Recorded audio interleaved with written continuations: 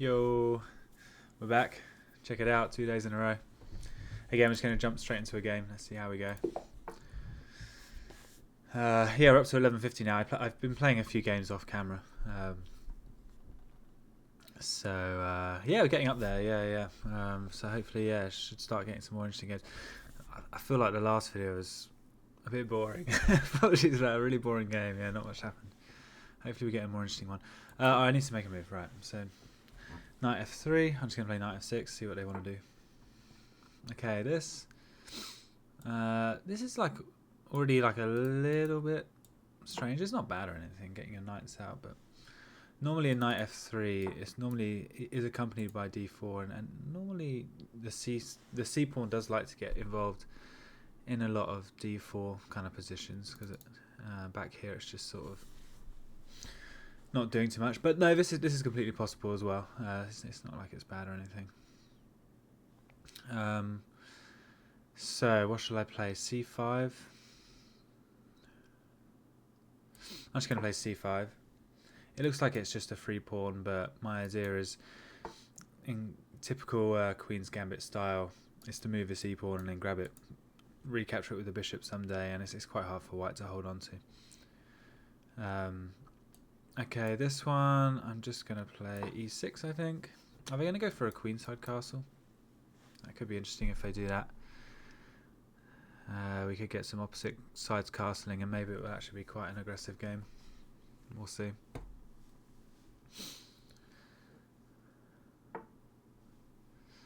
But yeah, so far again, pretty reasonable play from my opponent. I'm going to keep an eye out for queen b6. Is that ever going to be good here?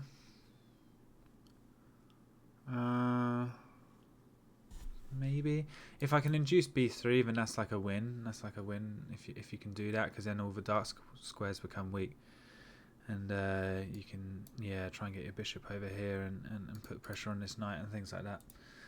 But I guess that there could just be rook b1, and also if the queen has to move over, that's also like a little bit of a concession, I think. So maybe queen b6 is actually reasonable here.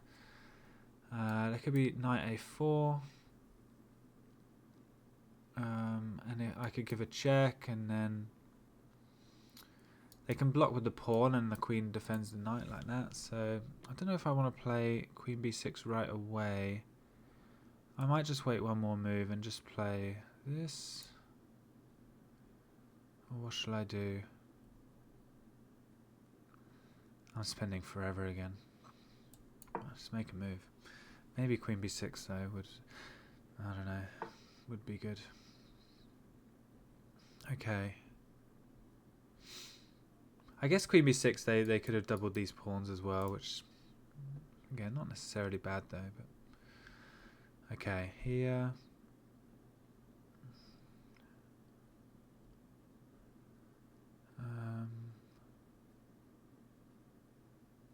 I'm going to play queen b6. I'm happy with the double pawns. If you want to give me double pawns, it's fine. It gives me the G file, and if they castle, then that could be pretty good. Okay, so I can take with the queen or the pawn. I think I will just take with the pawn and maintain my pressure over here. It also, I can get my bishop to this square maybe, if I don't castle in time, but obviously I need to recapture this first. And yeah, even though it looks a little bit shaky for my king, because castling either way doesn't look particularly appealing, I'm not too concerned about it. My king can sometimes just hang out in the middle, and all these pawns are in the centre. It shouldn't be too bad. And there have already been some piece trades. I've also got the bishop pair against two knights, which again I'm quite liking at the moment. Okay, knight a4 is a thing I need to be aware of. Do I want to play bishop a6, or do I want to start with rook g8 maybe?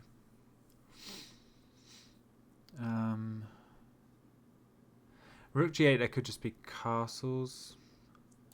I think bishop a6 looks pretty logical. Let's just do that.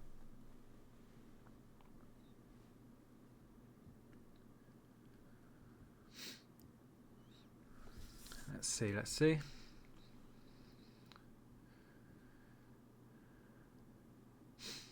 Yeah, even though my king's a bit airy, I'm liking all of these pawns in the center. They're controlling a lot of squares.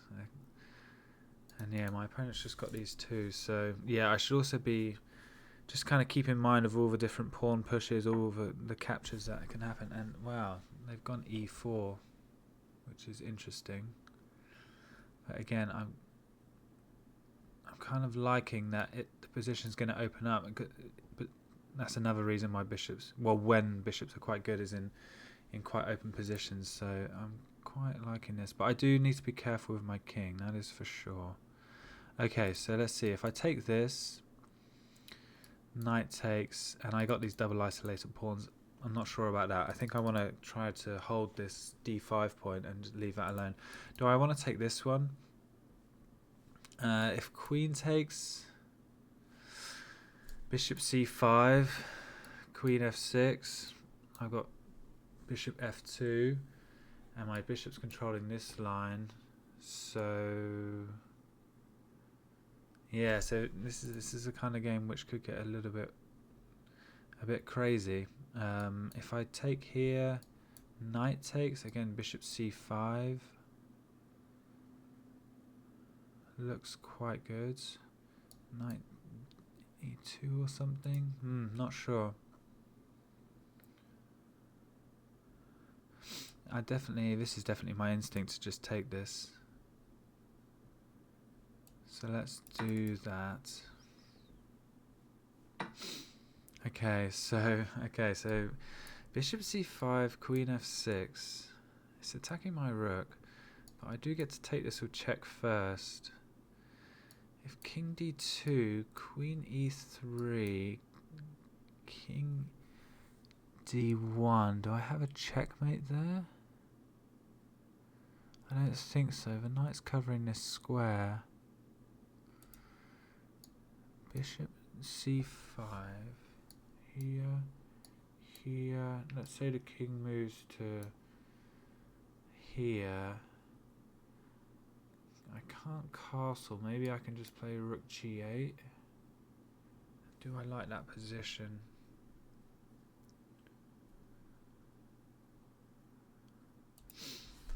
I mean, the other option is just to trade queens, but I don't want to make. I want kind of.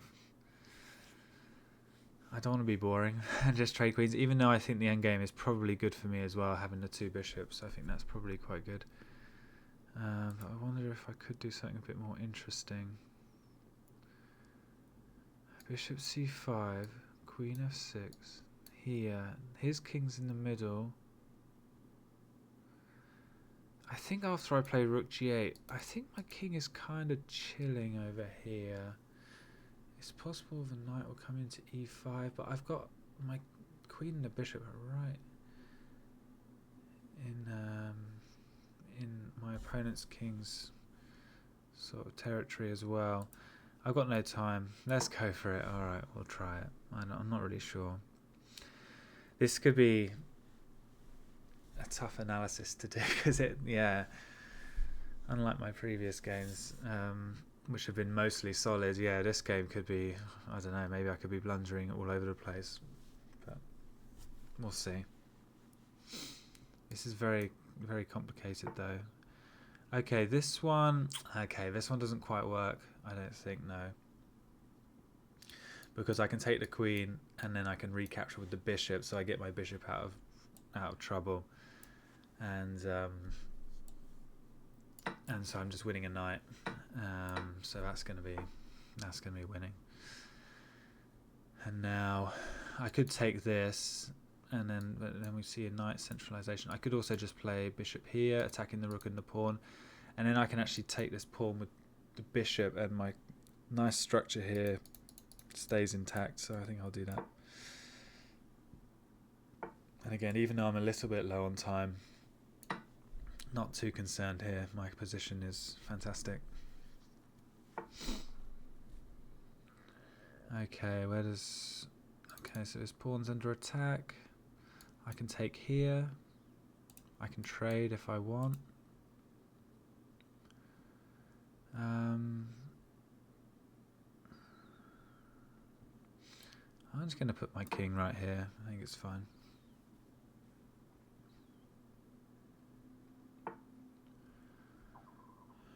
Okay.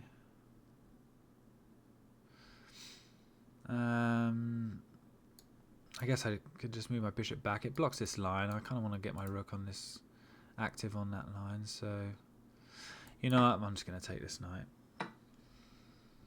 Okay, and then I need to move my bishop. This looks like a nice square. Holding this pawn, and the pawn holds the bishop, so that's pretty good. And there's no white pawns on these lines that can ever kick this bishop away. So this is rock solid on this square. I want to take here and keep this group of 4 together. I don't want to split these like that, so we'll take like this. Okay, I think yeah, getting my rooks on the open files, getting them into the game makes sense. Let's do this.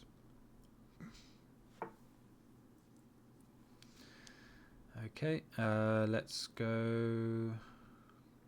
I'm going to push this pawn down the board actually. Try to weaken this, undermine this this pawn here maybe. Okay, now this has happened. I think we can get my rook here. I can try this and try to do this, but maybe I can go over here. 1 minute 13, okay. Need to go a little bit.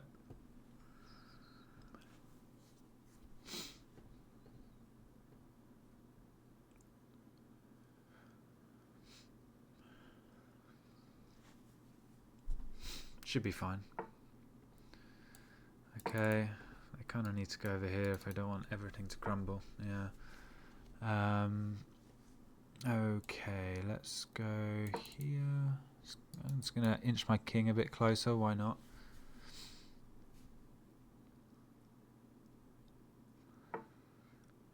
Okay, that is under protection, so that's fine. Let's go here. And what's my breakthrough move here? Can I get away with this? No, not really. Can I get away with that? Not sure. Okay, let's go back over here.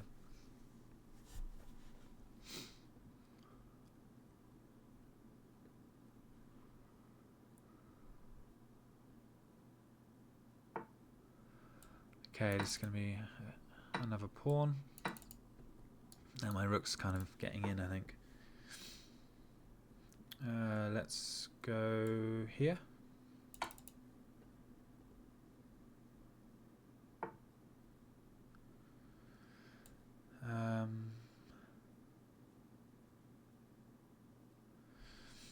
Yeah, I don't want to allow any counter play, so I'll just do this. Yeah, I do need to move though. I do need to move. Okay, let's go here. It's okay, I can start pre-moving at some point. It shouldn't be a problem.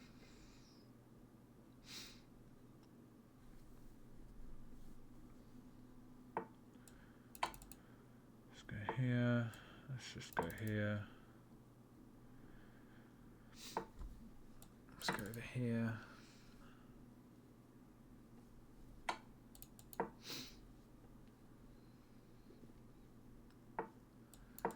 I probably didn't need it to be this, you know, this tense, but again, I think it should be okay. Hopefully. Let's go here, here.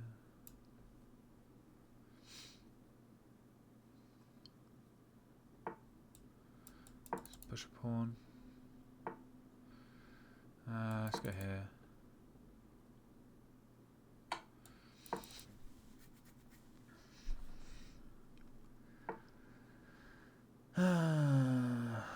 Push.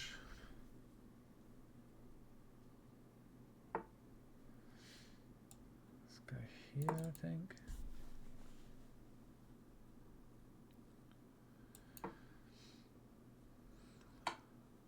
Let's go here. I probably missed like mates and stuff all over the place. I don't want to see my accuracy after this game. Okay, no stalemates. Let's give checks. Checks until you find a mate, basically. Okay, there we go. Whew, 7 seconds, never in doubt. No worries there. No, I'm not going to rematch. Sorry, buddy. I didn't comment on where he's from. Got some nice person from Greece. There we go. Okay, let's check out the analysis. I imagine that, yeah, it's probably quite sloppy. Not too bad. 86.1. Yeah. Yeah, okay, maybe a couple of little mistakes in the opening. Let's see. D5. Yeah, and if you check the engine, like, it's already, they say it's slightly better for black, maybe, just because, yeah, the knight's getting away with the pawn, and in these d4 positions, yeah, normally the other pawn gets involved, unless there's specific ideas like in Jabava London and things like that.